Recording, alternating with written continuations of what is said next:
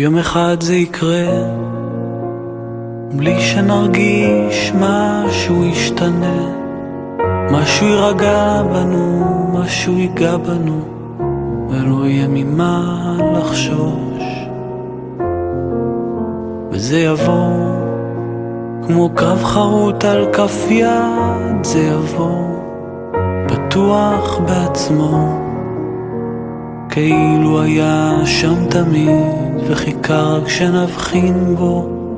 וזה יבוא, אתה תראה, הידיים הקפוצות יתארחו, והלב השומר לא להיפגע, יפעם בקצב רגיל. זה יבוא כמו שהטבע רגיל להיות שלם עם עצמו.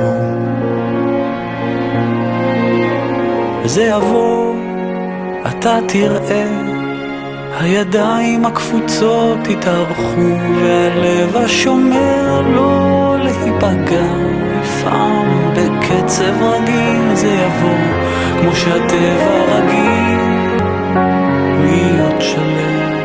זה יבוא